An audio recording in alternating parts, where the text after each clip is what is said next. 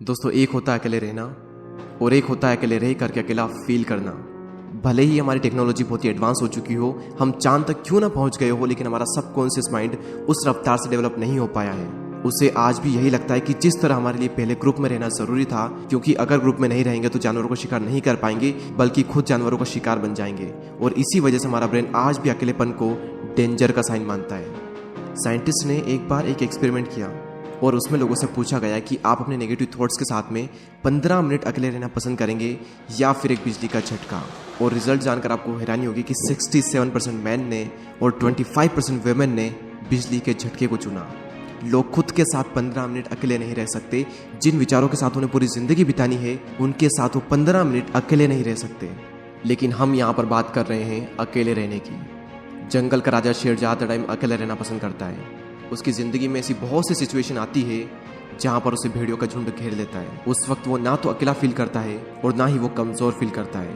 उसे पता होता है कि इन सब के लिए तो मैं अकेला ही काफ़ी हूँ। और आप ये बात जान लो कि ग्रुप हमेशा फॉलोअर्स का होता है, लीडर अकेला ही लीड करता है। शेर अकेला किसी मजबूरी के कारण नहीं रहता, बल्कि वो अपनी चॉइस से अकेला रहता है। इस दुनिया के ज़्यादातर हाईली सक्सेसफुल लोग इंट्रोवर्ट हैं। इंट्रोवर्ट यानी कि वो लोग जिन्हें अकेले रहना पसंद होता है, जो लोगों में जाना पसंद नहीं करते। बिल गेट्स, जो कि माइक्रोसॉफ्ट के को फाउंडर है, 7 दिन के लिए बिना किसी टेक्नोलॉजी के अपने फ्रेंड्स एंड फैमिली से दूर रहकर अकेले रहते हैं। और इसका रीज़न वो ये बताते हैं कि इससे उनकी क्रिएटिविटी बढ़ती है, उनके माइंड में नए नए आइडियाज़ आते हैं और अपनी लाइफ के कई सारे बड़े बड़े डिसीजन उन्होंने इसी दौरान लिए हैं।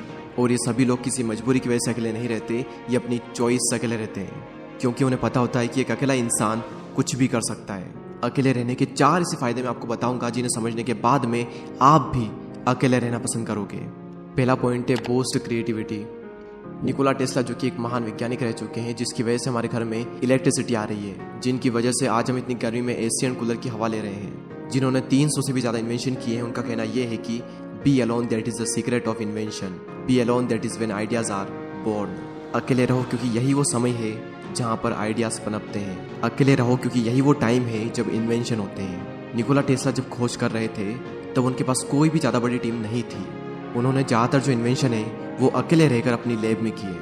और रिसर्च बताती है कि जब आप अकेले होते हो और कुछ भी नहीं कर रहे होते हो, तब आपके ब्रेन के DMN यानी कि डिफ़ॉल्ट मोड नेटवर्क में ज़्यादा एक्टिविटी होने लगती है। और इसी नेटवर्क की वजह से इंसान क्रिएटिव सोचता है, उसके ब्रेन में नए नए आइडियाज़ आते हैं। सर आइजैक न्यूटन को भी क्रिएटिविटी का आइडिया तब आया था जब वो अकेले एक एप्पल ट्री के नीचे बैठे थे। मेरे इस यूट्यूब चैनल पर इतनी सारी वीडियो है, इनमें से एक भी वीडियो ऐसी नहीं है जो कि मैंने किसी के साथ बैठकर बनाई हो। सारी वीडियोस के आइडिया मुझे अकेले में आए हैं और सभी वीडियो की स्क्रिप्ट मैंने अकेले बैठकर ही लिखी है। अगर मेरे साथ कोई है तो मैं कभी भी काम नहीं कर सकता। मुझे एकांत माहौल चाहिए क्रिएटिव सोचने के लिए। सेकंड पॉइंट है इंक्रीज्ड फोकस। जब आप अकेले रहोगे तो उन सभी लोगों से दूर रहोगे जो कि आपका ध्यान भटकाते हैं। आपका पूरा फोकस बस एक ही जगह पर रहेगा, आप चाह कर भी भटक नहीं सकते। आज से 4 साल पहले जब मैंने अपनी यूट्यूब जर्नी स्टार्ट की थी, तब मेरी लाइफ में सिर्फ 3 से 4 ही फ्रेंड थे और उनसे भी मेरा मिलना बहुत ही कम होता था। उस वक्त मैं ज़्यादातर टाइम अकेला ही रहता था और मुझे बहुत अच्छा लगता अकेले रहना, क्योंकि अकेले में मैं एक जोन में होता था।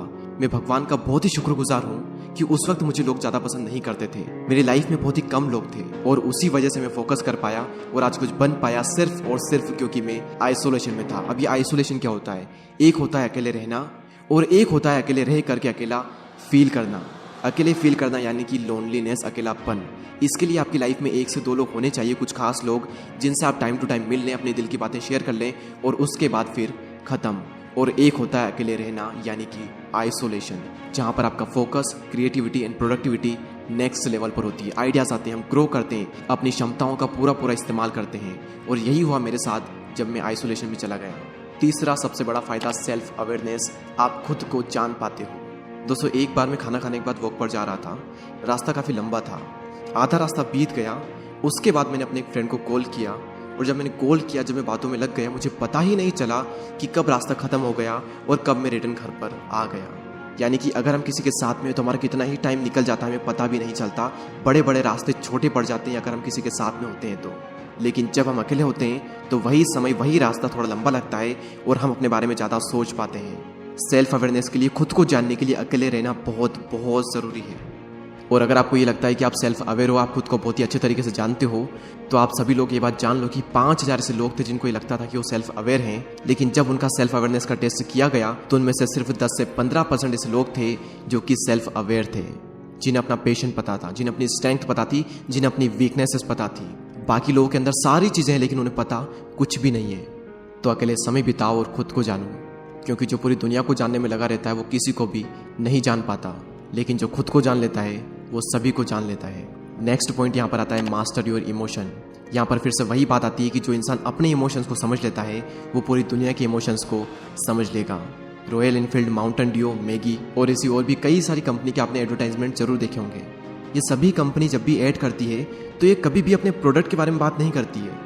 वो ये नहीं बताती कि इनके अंदर क्या क्या इंग्रेडिएंट्स है, क्या क्या स्पेसिफिकेशन है, इसका टेस्ट कैसा है।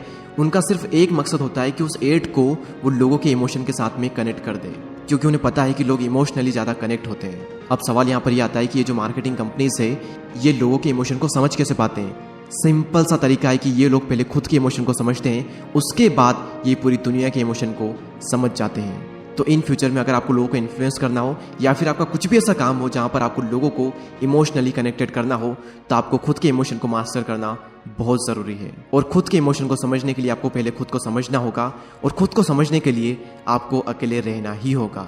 तो इसीलिए अकेले रहें, एकांत में रहें और अपनी पूरी आत्मा एक काम में डाल दो। एक दिन लोग आपसे मिलने को तरस जाएंगे। दोस्तों इस वीडियो में इतना ही। अगर आपको ये वीडियो अच्छी लगती है तो लाइक करें एंड चैनल को सब्सक्राइब करके बेल आइकन को प्रेस करें। मैं आपसे मिलूंगा अगले वीडियो में, तब तक के लिए जय हिंद, जय भारत।